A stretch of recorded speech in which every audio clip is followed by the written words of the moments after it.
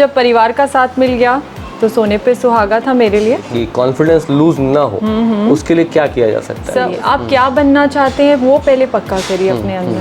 तो जो विनर रहता है वो भी ओ माय गॉड करता है, Oh my God और जो करता बगल की जो हारी हुई रहती है मजबूरी में वो तो भी, करती है। हाँ जी हाँ जी। उन्होंने हमसे बहुत मस्ती की, पर जब आप मिसेस होते हैं तो आपके साथ आपके मायके के साथ आपके ससुराल जुड़े होते हैं। ये चर्चा से पहले KBC में जी, एंकर हाँ, को एंकर होस्ट किया आपने। मनीष पॉल। आप कॉन्फिडेंस लूज नहीं करेंगे तो आप जीत सकते हैं। इसमें सपने कायम जब रहना पूरे है। नहीं होते तो फिर डिप्रेशन भी होता है। लेकिन आज हम बच्चे हमसे नहीं, हम वो सोशल मीडिया से सीखते हैं। तो आज विदेशों में ये हो गया है कि लोग उनके छोटे कपड़े थे उन्हें छोड़कर साड़ियाँ पहनने लगे। वहाँ जब विदेशों में आप परफॉर्म करती होंगी तो बोलते होंगे कि साड़ी आपके यहाँ की आप हमें एक आध दो दे दीजिए। हाँ नहीं किस देश की लेडी से आपको चैलेंज ज़्यादा मिल सकता है? KP न्यूज़ सब्सक्राइब कर लीजिए और ज़रूर देखिएगा ये न्यूज़।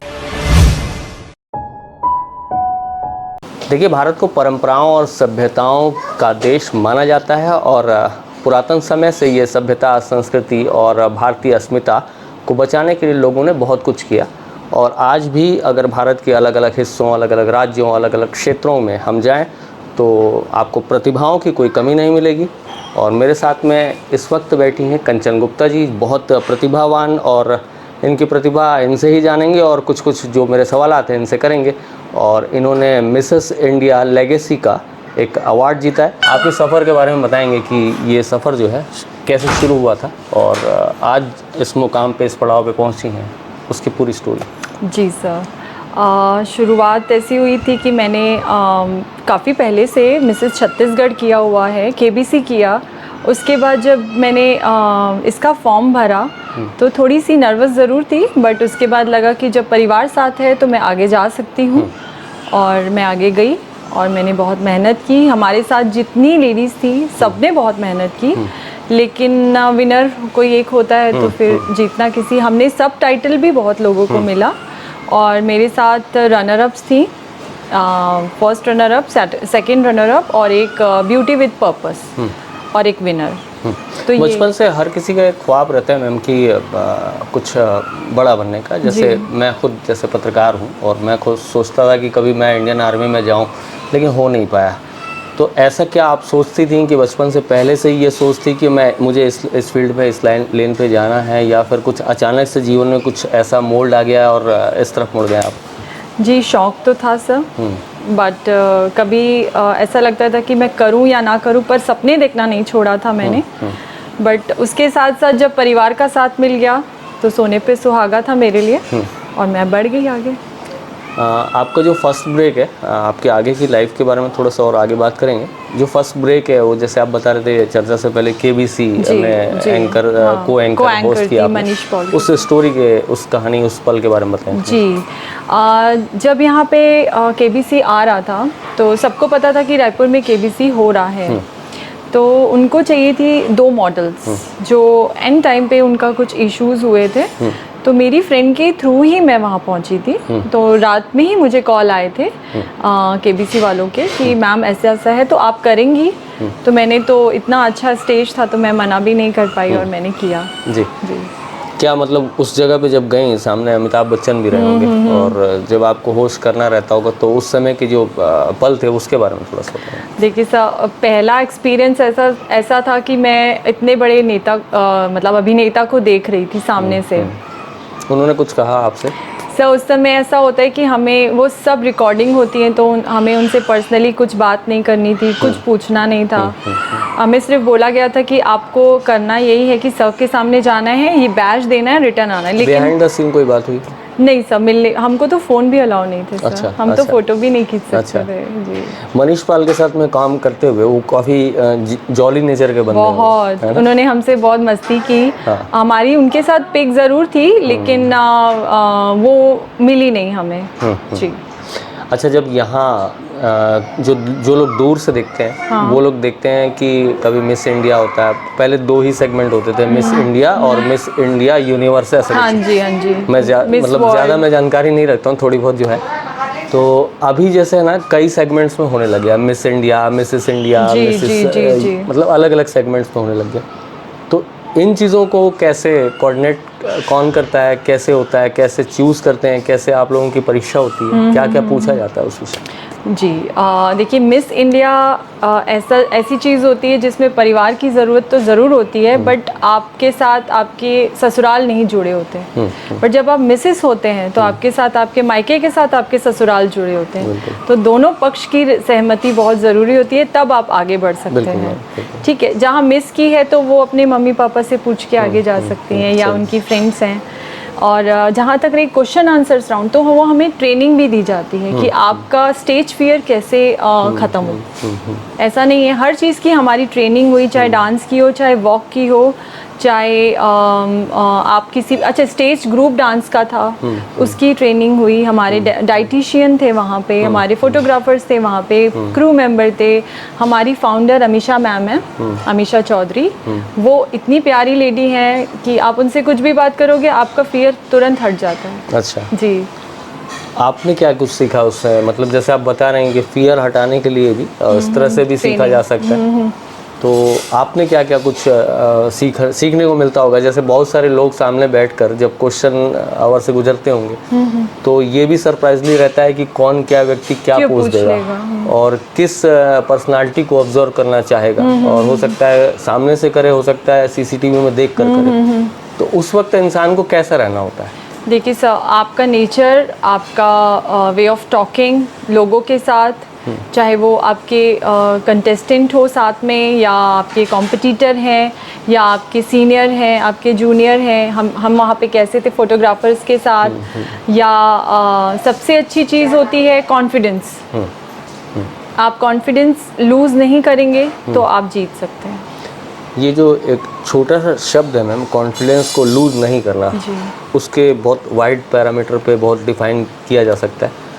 आपके मुताबिक आपकी जो मनोस्थिति कहती है कि कॉन्फिडेंस लूज़ ना हो, उसके लिए क्या किया जा सकता है? सर, उसके लिए भी हमें वहाँ पे ट्रेनिंग दी गई थी कि आप स्टेज पे खड़े हो तो आप कोई ऐसा आंसर नहीं दोगे जो आपको माइनस करे। जी, रीता मैम ने हमें बताया था कि आप किसी भी चीज़ को ऐसा नहीं बोलोगे कि कोई आपसे ये क्वेश्चन हो सकता है कि आप नर्वस हो, तो आप नर्वस नहीं बोलोगे, आप एक्साइटेड हो। अच्छा जी, इसलिए ये चीज़ देखने को मिली कि जैसे ही किसी विनर का नाम घोषित होता है तो जो विनर रहता है वो भी ओ माय गॉड करता है, Oh my और God जो बगल की जो हारी हुई रहती है मजबूरी में तो करती है। हाँ जी, हाँ जी। तो मैम और हॉबीज़ क्या हैं आपकी? सर, मैं डांस पसंद करती हूँ, मेरे को घूमना अच्छा लगता है, और दोस्तों के साथ टाइम स्पेंड करना अच्छा लगता है। जो आप चर्चा से पहले बता रही थी कि डांस के मेंटोर भी रहे हैं आप, सिखाते भी थे आप, और एरोबिक्स भी एरोबिक टीचर रह चुकी हूँ। तो ये इस लाइफ के बारे में कुछ बताइए। जी, जब आपको लगता है कि आप अपनी चीज़ों से कुछ हट के करना चाहते हैं, तब मैंने एरोबिक्स शुरू किया। डांस मैं तब सिखाती थी शादी के पहले, उसके बाद मैंने डांस सिखाना छोड़ दिया था। फिर एरोबिक्स मैंने अभी कुछ टाइम पहले कोविड में छोड़ा, क्योंकि मैंने कंसीव किया था तो मुझे छोड़ना पड़ा उसके बाद।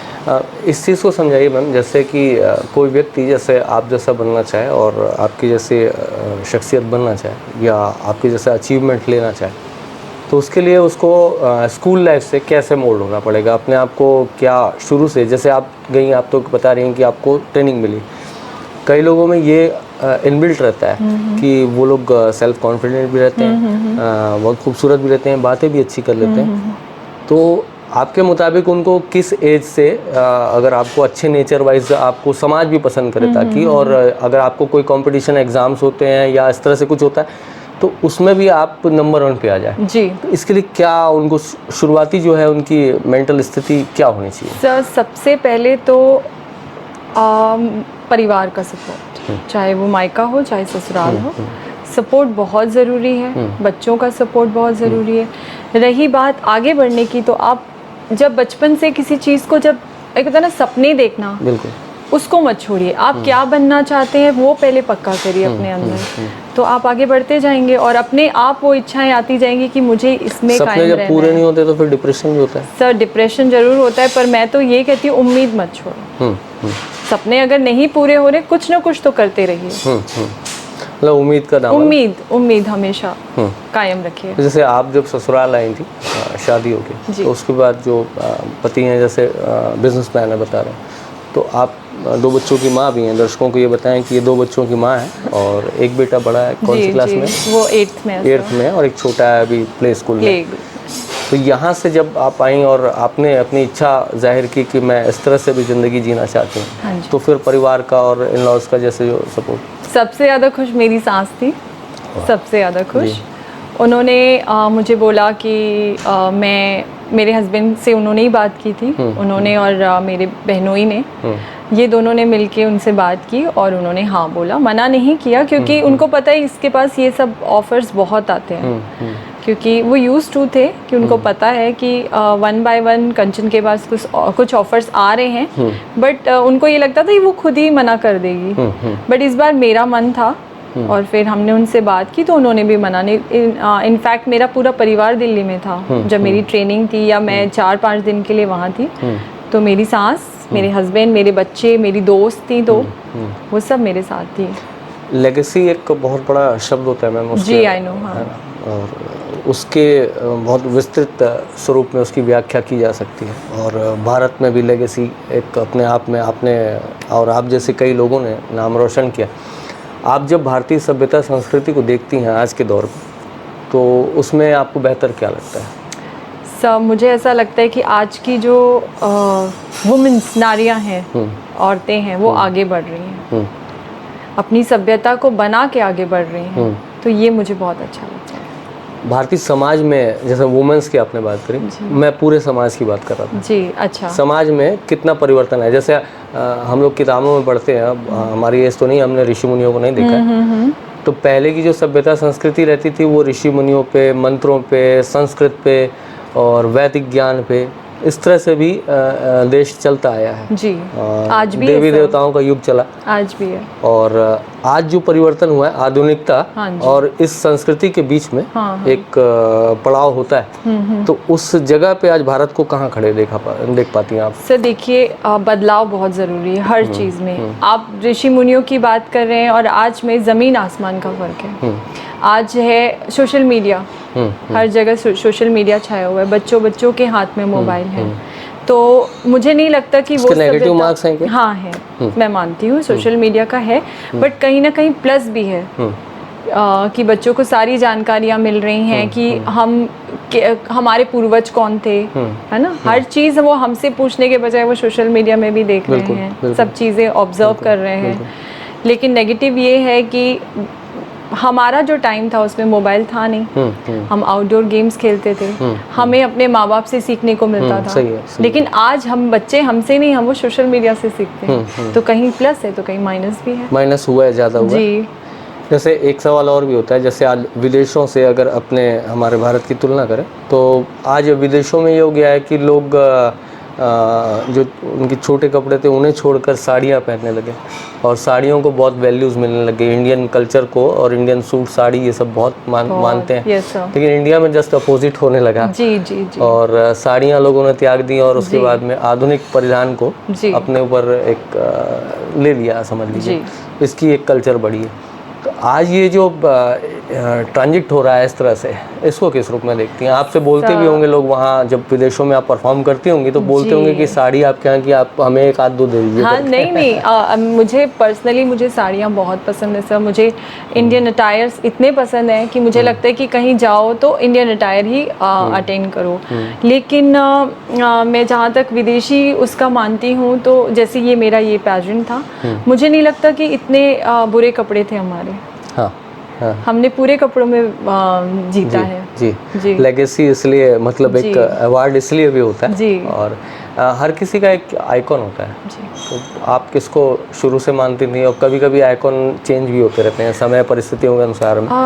देखिए, बहुत सारी अभिनेत्रियां हैं जो आज इतनी अच्छी, बचपन से बताइए, पदवी, बचपन से बताइए, जब पढ़ती थी आप? हाँ, मैं जब पढ़ती थी तब मेरे को डांस अच्छा लगता था, तो मैं डांस करती थी। हर किसी का, हीरोइन तो हर कोई अच्छी थी उस समय, डांसर माधुरी दीक्षित जी, जो बहुत बेस्ट थी, मुझे बहुत अच्छी लगती थी डांस के लिए। फिर आज की डेट में अगर मैं पैजेंट की तरफ जाऊं, तो मुझे कॉन्फिडेंस में लारा दत्ता बहुत पसंद है, बेबाकी में सुष्मिता सेन बहुत पसंद है, खूबसूरती में ऐश्वर्या जी बहुत अच्छी हैं। तो हर किसी का अलग अलग गुण है सर, तो सारी तो बड़ी अच्छी हैं। निरूपा राय भी अच्छी एक्टिंग कर लेती है। वो माँ है। माँ के वो लोगों को जल्दी पसंद क्यों नहीं आती? वो अपने बच्चे बहुत जल्दी घुमा देते हैं। अच्छा, जैसे आप टीवी ऑन करती हैं तो टीवी में सबसे पहले बहुत सारे चैनल रहते हैं। हाँ, तो आप सबसे पहले क्या लगाना चाहती हैं? मेरे यहाँ तो टू बी फ्रैंक मैं टीवी पर्सन नहीं हूँ, मेरे बच्चे हैं तो, लेकिन हम लोग अगर कुछ रहते हैं न्यूज़ चैनल, कनेक्टिविटी तो जरूरी है ना, न्यूज़ थोड़ी तो चैनल्स। न्यूज़ चैनल्स जी। में न्यूज़ में क्या देखना पसंद आता है आपको? सर मेरे हस्बैंड क्या है, बिजनेसमैन है, तो उनको सारी न्यूज़ पता होनी Business का? चाहिए। हाँ जी, एवरीथिंग उनको। आप क्या देखना चाहती हैं? सर मैं देखती हूँ, अगर मुझे कुछ सीरीज अच्छी लगती हैं मैं वो देखना पसंद करती हूँ। सीरियल्स जी, वगैरह? Series not serial. सीरीज, अच्छा, जो नए अभी जी, वेब सीरीज नेटफ्लिक्स वगैरह एंड आ ऑल रहे ये हैं। सब। अच्छा, आगे आप ये सफ़र अभी जैसे आप बता रही थी कि अभी वर्ल्ड वाइड लेवल पे भी टूर्नामेंट यूनिवर्स, हाँ। होने वाला है, तो उसके लिए क्या तैयारी कर रही हैं और सब कैसा? बस अभी वो तैयारियां ही चल रही हैं, क्योंकि इसकी अलग ट्रेनिंग होती है, इनके अलग सब चीज़ें चेकअप होते हैं, ड्रेस होती हैं, फैशन डिज़ाइनर्स होते हैं, आपके डाइटिशियन में आपकी डाइट में क्या होना चाहिए, आपकी वॉक कैसी होनी चाहिए, आपका पोस्चर कैसा होना चाहिए, आप वहाँ कैसे बिहेव करेंगे, आपकी जो वहाँ पे ट्रेनिंग होगी वो कैसी होगी, आपको बात कैसे करनी है, ये सारी ट्रेनिंग्स होती हैं सर। जैसे एक कोई स्पोर्ट्समैन को ले लें तो वो अपने, या फिर कोई रेसलर को ले लें या फिर कोई क्रिकेटर को ले लें, अगर किसी देश से या किसी व्यक्ति से मुकाबला है तो उसके बारे में वो बहुत सारी चीज़ें हैं, या तो सोशल मीडिया पे दिखता है या उसकी टेक्निक को समझने की कोशिश करता है। अगर कोई बॉलर है तो बैट्समैन कैसे मेरी गेंद को मार सकता है, उसके बारे में सीखना समझना चाहता है। तो अभी आपके सामने एक वर्ल्ड वाइड लेवल का एक कंपटीशन आने वाला है, तो हो सकता है आप भी देखती होंगी कि बाकी देशों की जो आएंगी वहाँ से जो कंटेस्टेंट आएंगी, तो उनमें क्या ऐसी खासियत है जो पिछले समय में जीत चुकी हैं, तो क्या आप उनसे अपने आप को कम्पीट करने के लिए आप भी इस तरह से प्रिपेयर करती हैं? सर ट्रेनिंग सबकी बहुत डिफ़िकल्ट होती है। जो मेहनत होती है, जो दिखता है वो बहुत इजी होता है, लेकिन उसके पीछे जो मेहनत, ट्रेनिंग जो हमारी होती है, उसमें बहुत जी जान लगाना पड़ता है। उन्होंने भी लगाया होगा, सेम टाइम मैं भी लगाऊंगी। देखते हैं अब आगे क्या होता है। चैलेंज किसको देखते हैं, कौन से देश से आपको या किस देश की लेडी से आपको चैलेंज ज़्यादा मिल सकता है? सर ये अभी तक हमें बताया नहीं गया कि किस किस देश की लेडीज़ वहाँ, क्योंकि मुझे जीते हुए अभी कुछ ही दिन पुराने ट्रैक रिकॉर्ड से आपको कुछ हाँ ये है, ऑल ओवर वर्ल्ड से ही आते हैं सर, सारी चीज़ें हैं। जैसे हमारी जज आई थी, मैक्सिलिन नाम था उनका, और मलेशिया से आई थी कुछ जजेस, तो ऑल ओवर वर्ल्ड से होगा सर ये तो। जी। अच्छा, जजों के जो सोच रहती है और क्वेश्चन आवर तो होता ही है, तो उसमें किस किस तरह के सवालात रहते हैं, जैसे पूछते क्या क्या हैं, वो समझना चाहते हैं। आप सोशली कितने एक्टिव हैं, या आप गरीबों के लिए क्या कर सकते हैं, आप किसी एनजीओ में कनेक्टेड हैं कि नहीं, आप वुमेन एम्पावरमेंट के बारे में क्या जानते हैं, मतलब वो औरतों के ऊपर ही सारे क्वेश्चंस होते हैं।